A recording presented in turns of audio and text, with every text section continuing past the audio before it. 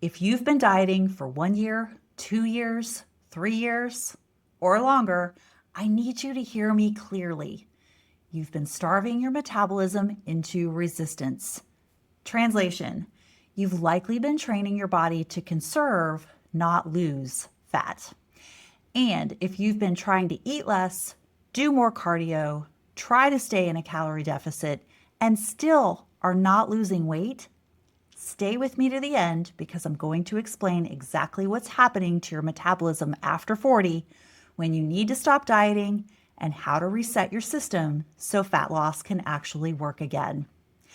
After over 3 decades of coaching and studying metabolism and behavior, I can tell you this with confidence. Many women are not stuck because they lack discipline. They're stuck because they've been dieting too long. A calorie deficit is a tool. It's not meant to become a permanent lifestyle. Too many women turn temporary dieting into long-term identity and then wonder why their body stops responding. Your body is not broken. It's adaptive. When calories stay low for extended periods, the body adjusts. Metabolic rate can decrease, movement naturally declines, hunger signals increase, energy drops, training output suffers, recovery slows, and stress hormones rise. In simple terms, your body begins conserving energy because it perceives prolonged scarcity. What typically happens next is where the real problem begins. Instead of recognizing the adaptation, women tighten the screws. They eat less, add more cardio, maybe jump into boot camp style training, and try to force results. That work harder response is understandable, but it often backfires. You cannot out cardio an adapted metabolism, and you cannot bully physiology forever, especially after 40, when recovery, sleep, muscle, and stress all matter more than they used to. This is also how some women end up gaining body fat despite years of dieting. Chronic undereating can lead to lower movement, lower training intensity, more cravings, and periodic overeating.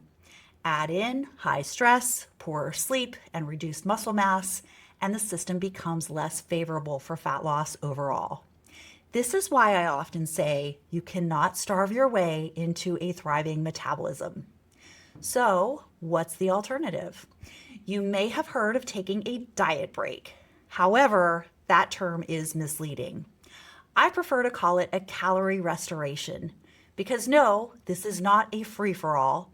It's not a vacation from structure. It's a planned phase where you intentionally bring up calories to maintenance levels to support recovery, hormones, performance, and metabolic function. A diet break is not quitting. It's intelligent pacing.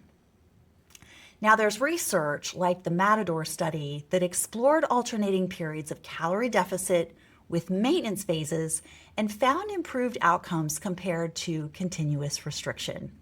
It's worth noting that the study was done in men, so it's not a perfect translation to midlife women. But the principle aligns with what experienced coaches see every day. The body often responds better to waves of stress and recovery than constant pressure. In practice, this might look like a structured phase like this. For instance, a client may spend 3 weeks in a calorie deficit, followed by 1 to 2 weeks at maintenance. That cycle can be repeated. This approach often leads to better adherence, improved training output, more stable energy, and a healthier relationship with food, all while still moving toward fat loss over time. The key is that both phases are intentional and consistent. What tends not to work is the in-between approach. Being in a deficit during the week, eating at or above maintenance calories on weekends, and hoping it all balances out. That pattern creates inconsistency, and consistency is still the foundation of results. A structured maintenance phase is very different from unplanned fluctuations. So, how do you know you need a break? If you've been dieting for months or years, or if your progress has stalled despite effort, if your energy is low, your workouts feel flat, your hunger is increasing, your sleep is off, and or you feel like you're white knuckling your way through the process, those are signals. That's not a badge of honor. That's feedback. The hardest part of this process is psychological. Many women are afraid to eat more because they assume it will automatically lead to fat gain. What often happens instead is a short-term shift in scale weight from glycogen, hydration, and food volume, not body fat. And in many cases, restricting calories is exactly what allows fat loss to become possible again later. Sometimes the fastest way forward is to stop forcing forward. If you've been trying to survive on low calories for years, stop. If you're adding more and more activity to compensate for an exhausted system, stop. If you're using discipline to override clear feedback from your body, stop. Your body is not the problem. Your strategy may simply be outdated. The goal is not to diet forever. The goal is to build a metabolism that can support both your health and your goals. That requires phases. It requires strategy. It requires knowing when to push and when to pull back. And for many women over 40, that balance is the missing piece. If this resonates with you and you suspect you've been dieting too long, this is where getting the right plan matters.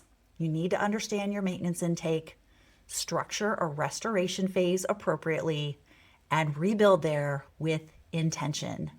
If you want help doing that, I'd love to help. You can reach out through Right-Sized Wellness and we can build a smarter, more sustainable path forward.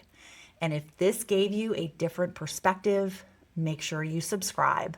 This channel is for women over 40 who are ready to move beyond outdated dieting and start working with their physiology, not against it. And I'm genuinely curious, how long have you been trying to lose weight without taking a real break? Let me know below.